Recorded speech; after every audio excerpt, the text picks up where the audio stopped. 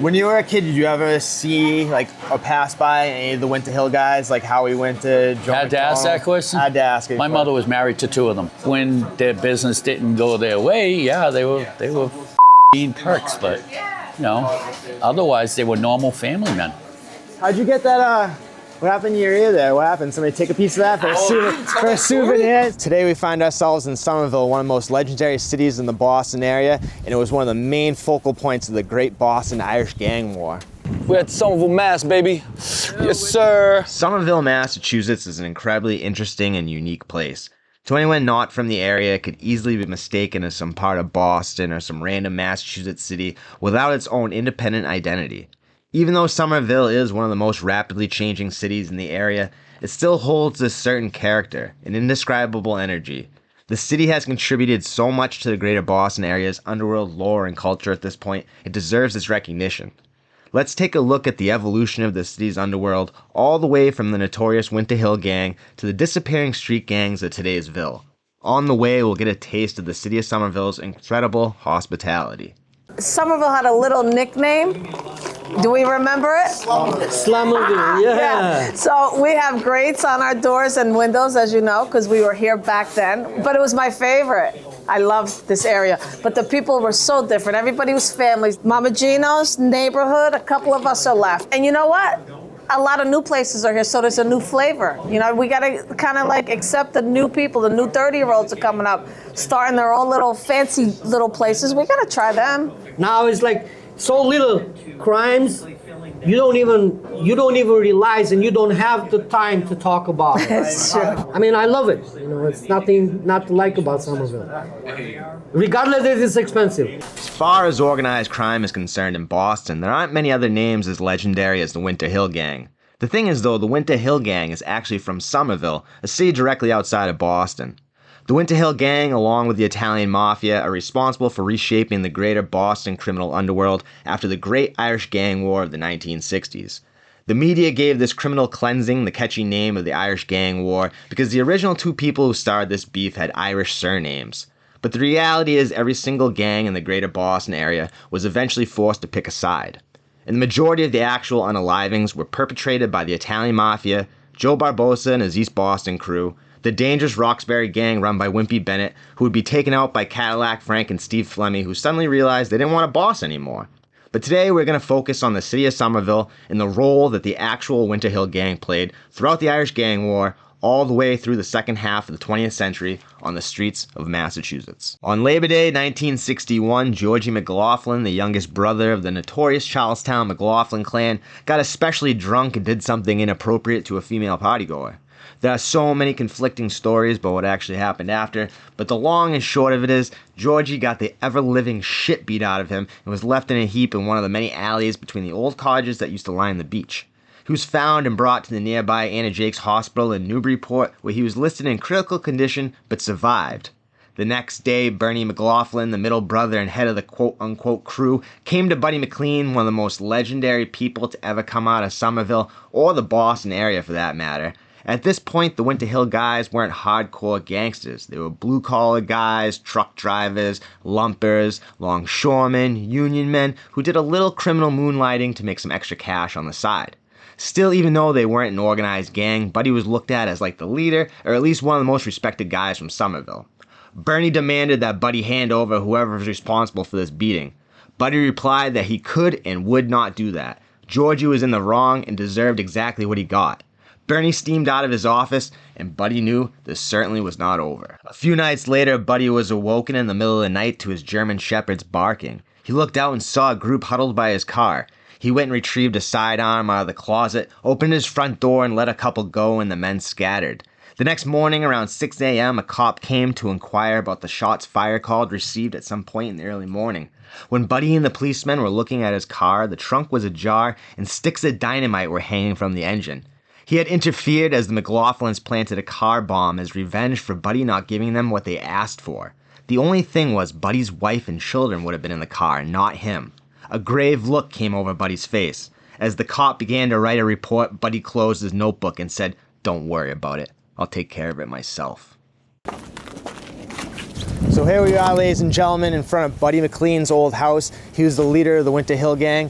And after the thing happened in Salisbury Beach on Labor Day, the McLaughlins tried to plant a car bomb on his car. Look at this neighborhood, how tight packed it is. His dogs woke him up and he ended up coming out and chasing them off. The guts to try to put a car bomb in a neighborhood this tightly packed is insane to me. 36 hours later at high noon, Buddy McLean, along with an accomplice, walked up on Bernie McLaughlin in City Square, Charlestown, as he made his daily collections. Bernie, who was looking at a young lady saying, "Hello, beautiful," was caught unaware as Buddy pulled out a .38 and put 5 slugs into his head and neck. He then handed the piece to his accomplice as they both fled the area. Buddy ran underneath the trailer of a 16-wheeler to his getaway car that was waiting on the other side. As soon as Buddy jumped into the car, it took off onto the on-ramp to get over the bridge and out of Charlestown, with its trunk up so no one could read the license plate. It was a well-executed hit. There were over 100 sailors, longshoremen, and other people in City Square when the crime happened. It was in the middle of the day, but no one was willing to talk, except one man who blurted out to the cops, "Bernie's really dead? Whoever did that, the bastard deserves a medal." See, unlike the Somerville guys, who were mostly working men, the Charlestown crew were a deadly gang of lethal thugs who were even employed by the Italian mafia for contract hits. Either way, the quote-unquote Irish gang war in Boston had begun. The very next day, Buddy and his friend Bobo Petricone were arrested for the crime. When Buddy's hands were tested for powder residue, it came back positive. Buddy had a completely reasonable answer for this, though. Just the other night, people were messing with his car and he fired his weapon at them. It didn't seem to matter. Buddy and Bobo were both held for the crime of capital M, which still could mean death at this point if found guilty in the Commonwealth. Buddy's best friend since childhood, Howie Winter, was running things trying to hold it together for the crew while he was being held in jail. One day, Howie was walking down the street by himself, unarmed, when a car full of McLaughlins and the Hughes brothers, Connie and Stevie from Charlestown, one of the most lethal sets of family members to ever terrify the Boston underworld, pulled up on him and told Howie to get in the car. He complied, piling into the middle of the back seat, completely boxed in. Punchy, the oldest McLaughlin brother, looked in the rearview mirror and caught Howie's eye. He had a simple question. "Are you with Buddy? Yes or no?" Howie looked around at the group of men, all who had taken most likely multiple lives at this point, and said yes, he was with Buddy. They stopped and let him out at the next corner. The lines had been drawn. Somerville was with Buddy.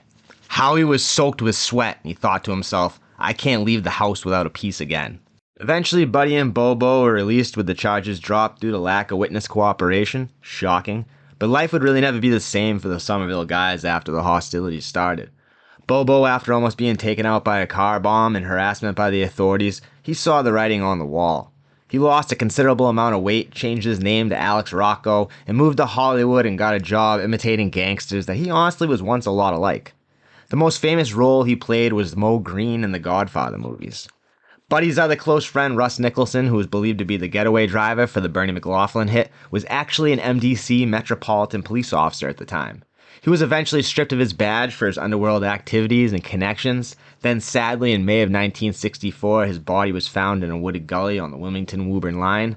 Just a few months later, Buddy McLean, the king atop Winter Hill, who before hostilities was a happy-go-lucky, hard-drinking and fighting family man, transformed into a paranoid, alcohol-induced, cold-blooded killer. In October of '65, as Buddy walked out onto Broadway, the main thoroughfare on Winter Hill that we drove up and down all day today, with 2 bodyguards towards their car, a man hopped out of the shadows of an abandoned theater and attacked the trio.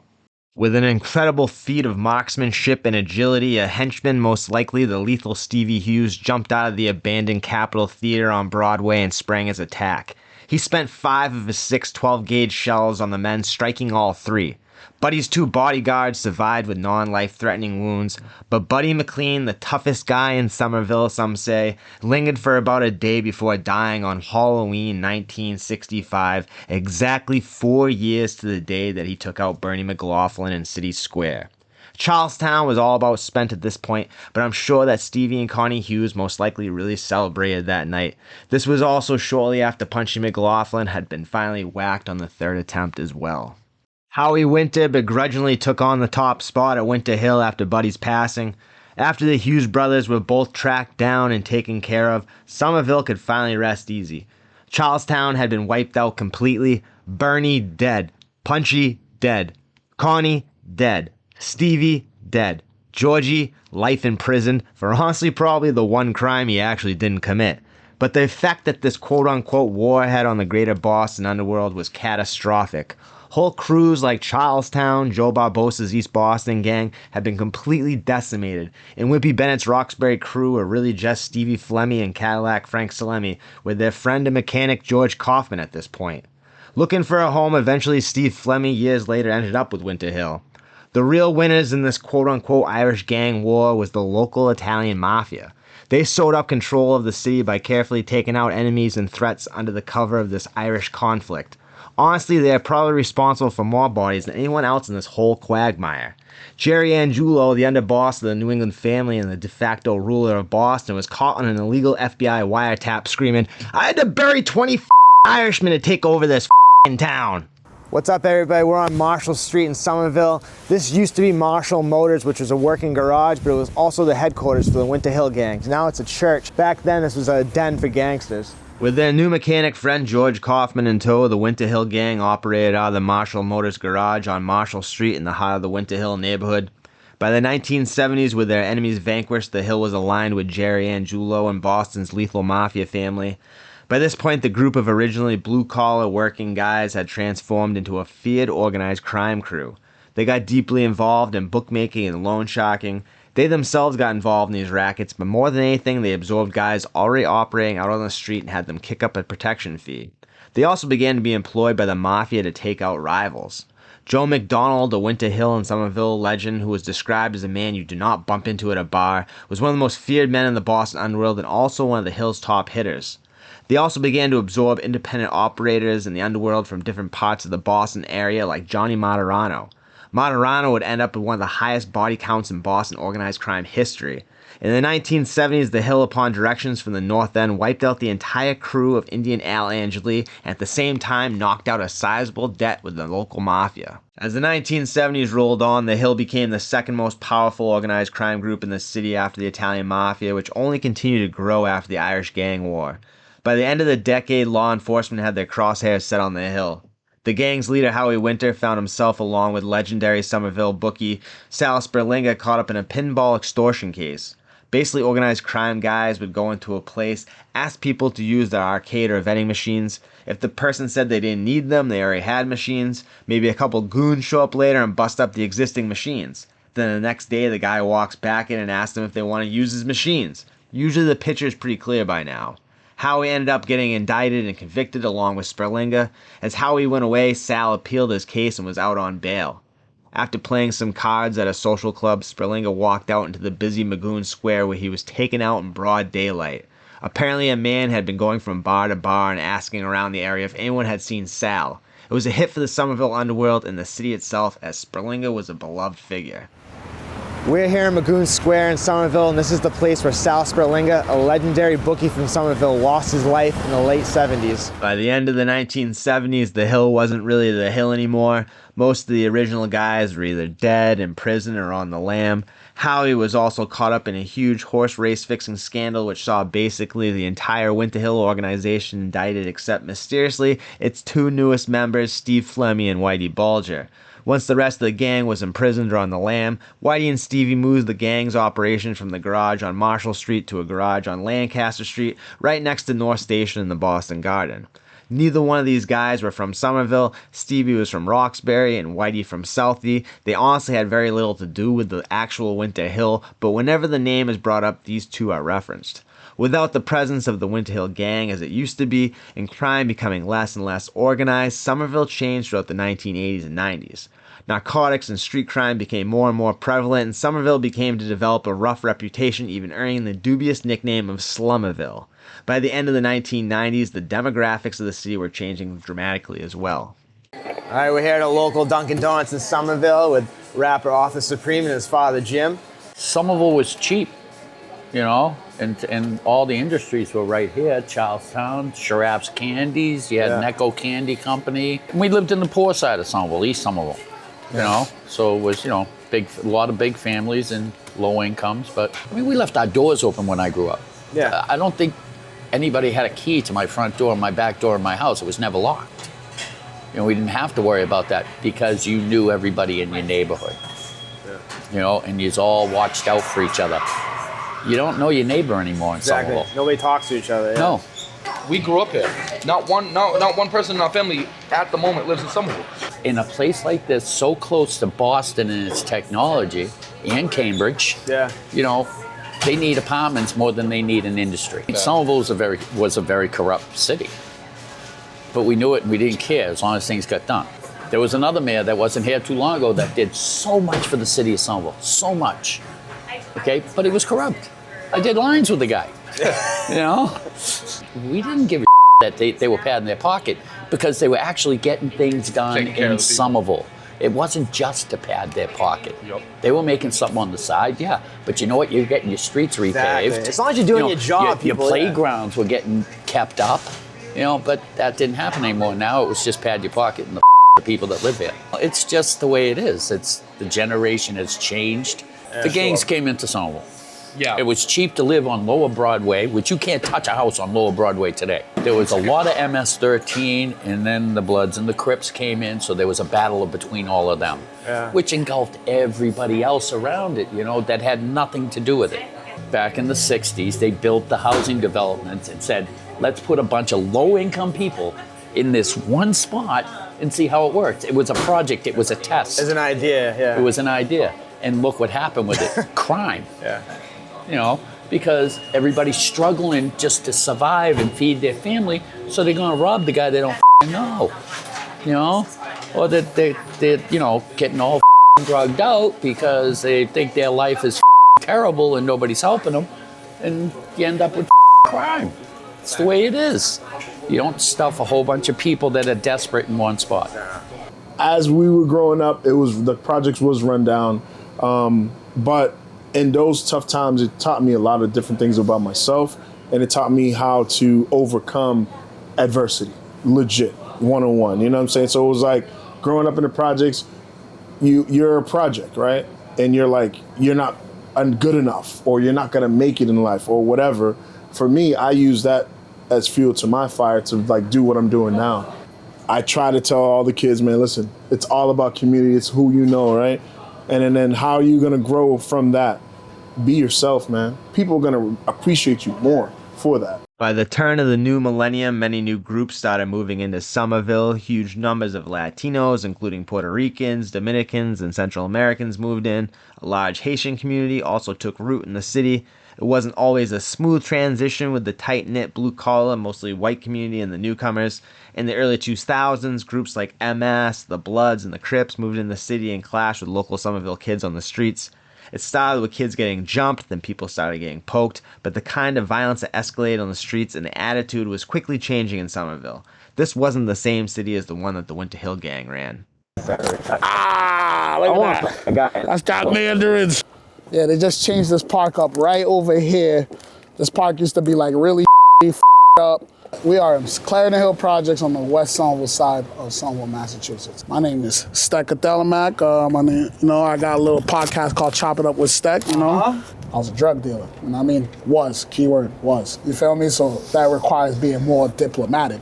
Yeah. Understand what I'm trying to say? Yeah. So when you're diplomatic, you could kind of move across the chessboard compared to someone who's more abrasive. So back in the day, like, the violent guy was the lowest guy in the totem pole. Right. He's a bummy dude, yeah. You know what I mean? So that was the guy like, yo, go do this. Now, like Gilly the kid said, the shooter who has no money in his pockets but got an $800 gun is more respected than the guy who's making money. Absolutely, yeah. A lot of people who live in Somerville now aren't really from Somerville. Like, I don't live in Somerville, I live in Malta. Right around the corner, you'll see the whole construction. All right. So they already knocked half of it down, you feel me? This is the minimal lift of this little relic. Yeah, you can see it all there, look. Oh, look at that. Well, yeah, that's why I told you to walk through, you feel me? Look at that. This is Allen Street in Union Square. So now everything you're looking at here, this used to be a junkyard, and nobody could use the junkyard because the soil was contaminated. So the city didn't do nothing with it for a long time. Yo! So this is somewhere we really built our friendships and built our characters here. And now, if you turn around and look, This is a whole different place now. It's like living in two different worlds, bang, bang. And Literally. pretty soon it's gonna be completely changed over. So how's that make you feel, man? It's tough. It's definitely tough. Like, you have mixed emotions with it. Like, I do like building things. I do like things building and things changing. Like, you need change, but it's tough because, again, we've talked about it a couple times in this documentary. A lot of people can't live over here no more when it comes to the pricing. By the 2010s, gentrification hit Somerville full force. Rents and house prices more than doubled in less than a decade. The city has changed from a hard-scrabble, blue-collar, mostly white city to a bustling, multiracial, and ethnic melting pot.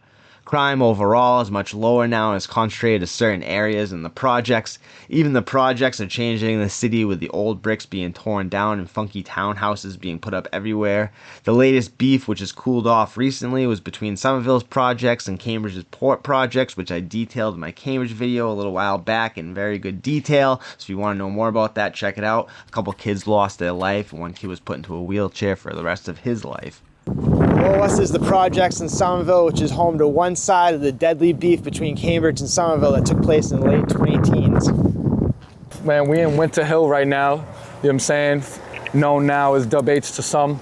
This house right here is where my man Sleepy Hollow lived for many, many years. When we were kids, we'd be right here in this park, and when we knew it was getting towards that time, his Italian mom would whistle off the porch, give one of them real loud whistles, and it'd be time for us to go in. Everybody that isn't from Somerville, that knows about Somerville, a lot of them, you know, they get enticed by the Winter Hill, the whole Winter Hill aspect, Winter Hill gang, things like that. This is the area, this is the hill itself. In the summertime, you will smell, there's a certain smell out here, and it's because of the sycamore trees that they plant on Sycamore Street in the Dub.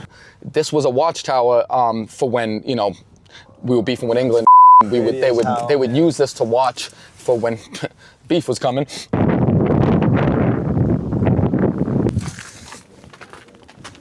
All right, so we learned a lot on our journey in Somerville today. Is it a much different city than it used to be back in the day? Yes, but for some reason, a lot of the residents and citizens don't seem to be as angry about the gentrification as in other cities or neighborhoods around the Boston area.